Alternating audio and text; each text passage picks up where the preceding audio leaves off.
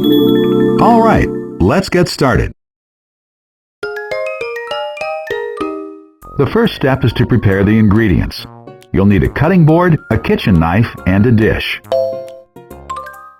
First, peel the onion. Finely chop the peeled onion. Shuck the corn and cut it crosswise into 1/2 inch slices. Scoop out the seeds from the squash. Cut the squash into 3/4 inch pieces. Cut the unpeeled sweet potato into 3/4 inch pieces. Remove the stems from the tomatoes, then slice them in half crosswise and remove the seeds. Roughly chop the tomatoes. Next, cut the beef into 1 1/4 inch pieces. Put the beef in the dish and sprinkle with salt and pepper to season. That's it for preparations.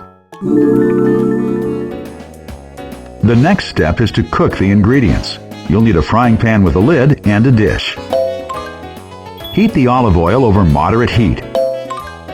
Brown the beef completely.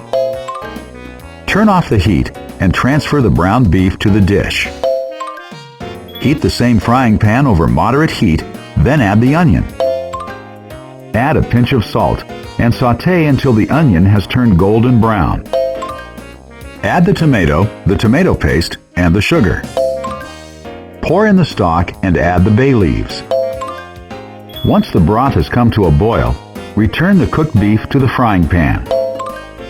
Add the corn, squash, and sweet potato, then cover with the lid.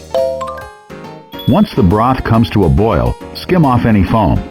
Reduce to low heat, put on the lid, and simmer for 20 minutes. Once the broth comes to a boil, skim off any foam. Reduce to low heat, put on the lid, and simmer for 20 minutes. Add water while cooking if it looks like it might burn. Season to taste with salt and pepper. Transfer to serving dishes. Finally, garnish with Italian parsley leaves. It's ready to eat.